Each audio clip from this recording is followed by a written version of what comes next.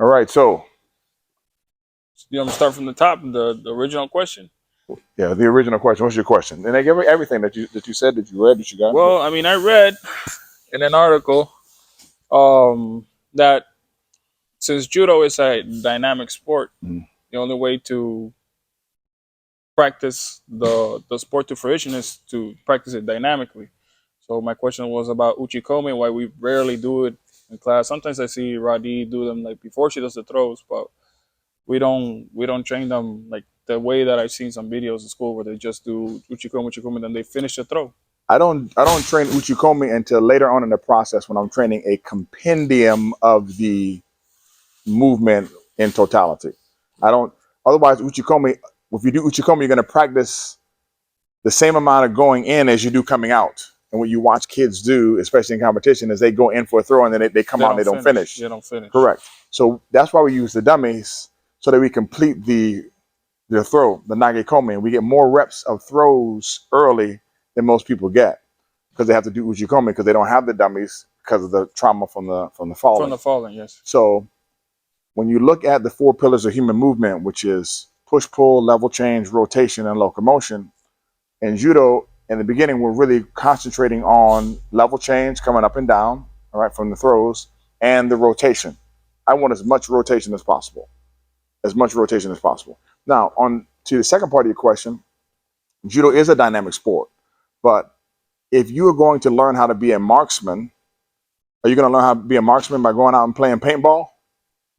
No, not No, the necessarily. first thing you have to do is you have to go to the shooting range and do what? Shoot a target. You got to shoot the target in a static fashion first. Hmm. And then you don't just start running.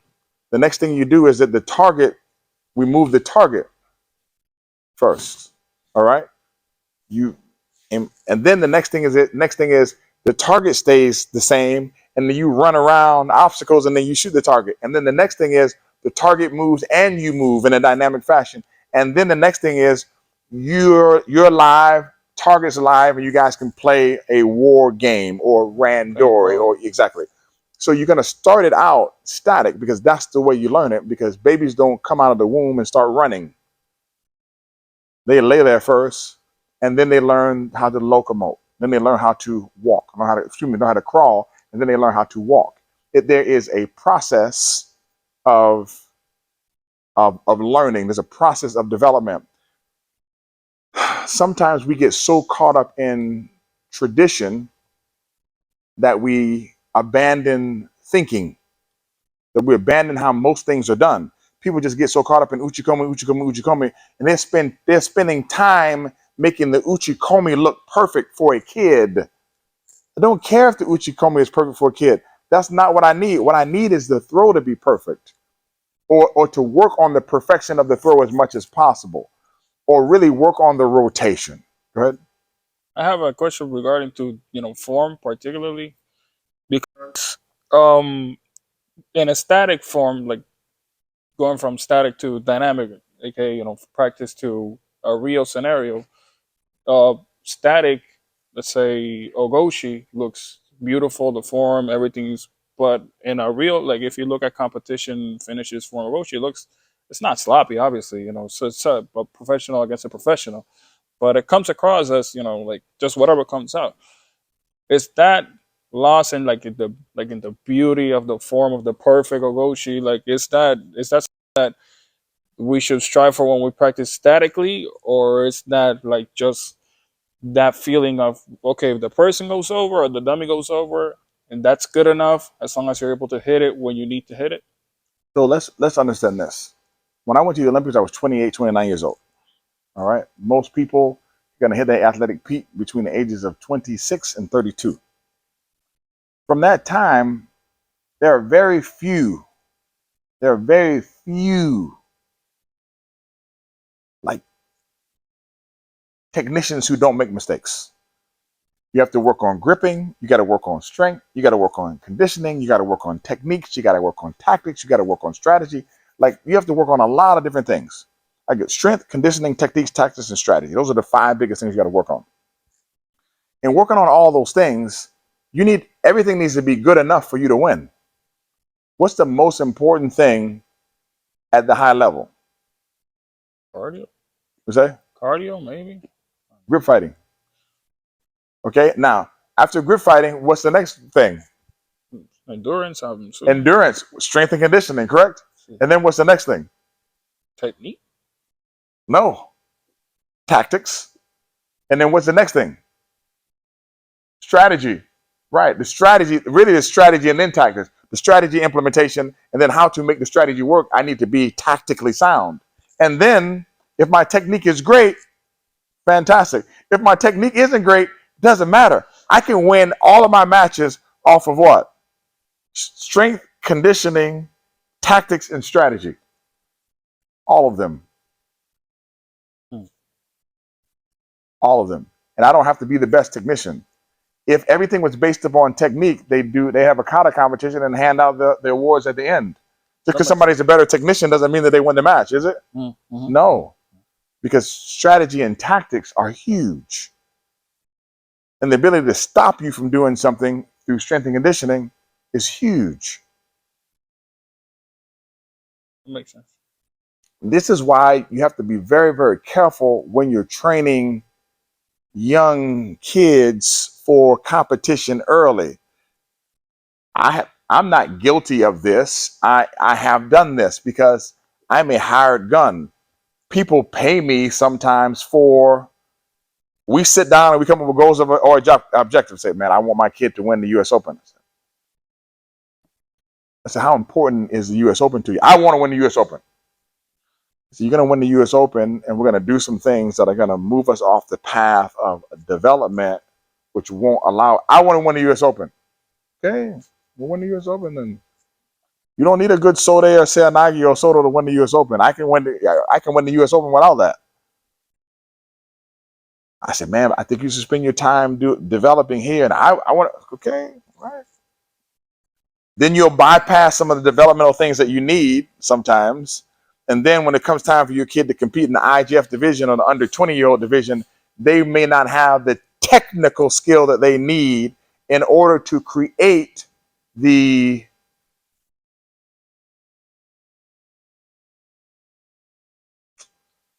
balance on the equation. Like, you don't have to have great technique, but the technical delta can't be huge. If the technical delta is huge, you're going to just get wiped out. The technique has to cancel out. I'm technical enough, he's technical enough, the technique cancels out. If we look at one of the best judo players on the planet, Teddy Riner, the heavyweight, you've seen him before. Is he a technical genius? Oh, he's huge though. No, he's not. Does he have good technique? Of course he has good technique. He wouldn't be an Olympian, multiple time world champion, but is he technically sound like Nomura was back in the day, or like Kosei Inoue? No, he's not.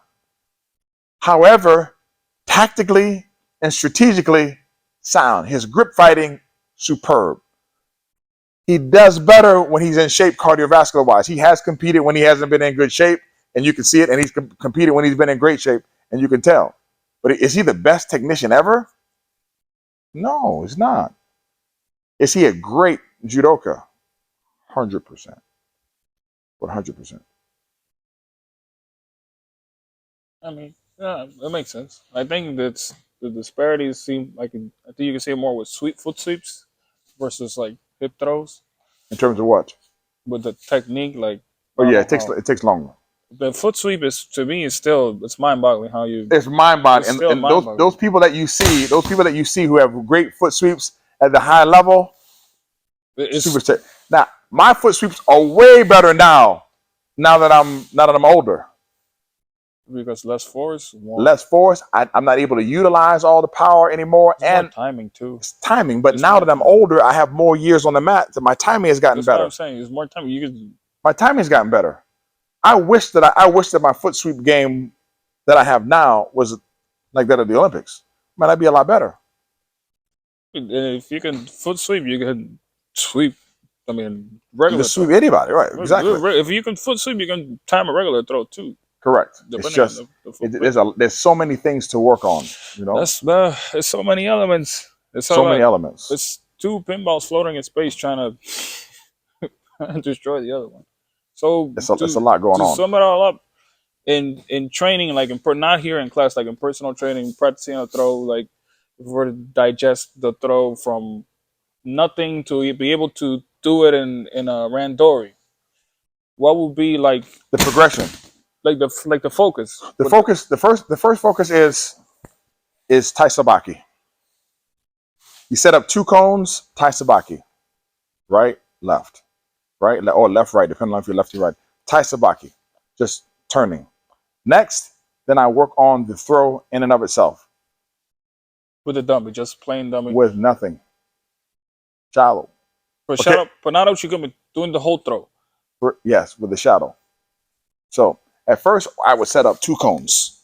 I set up 2 cones or the 2 pair of shoes, and you need 1, 2 cones. 1, 2. And then we work something like seonagi or goshi.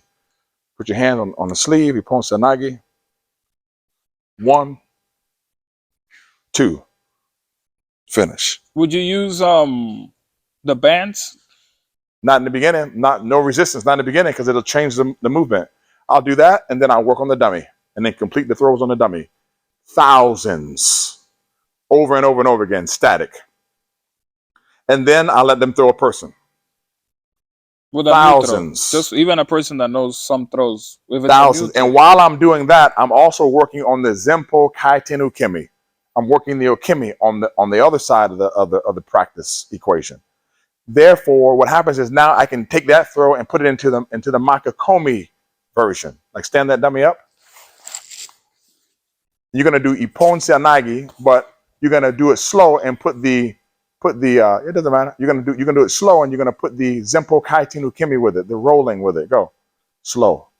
1, 2. Now nice and slow, slow, slow, slow, slow, slow. Now go finish.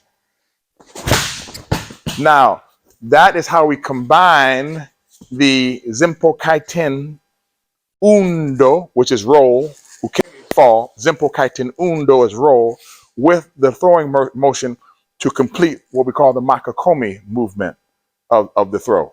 Now, we'll do that over and over and over again. Then I'll do that with a person on the what? Crash pad. And then when you can do it right, you can do it with a person and roll over the person and not even what?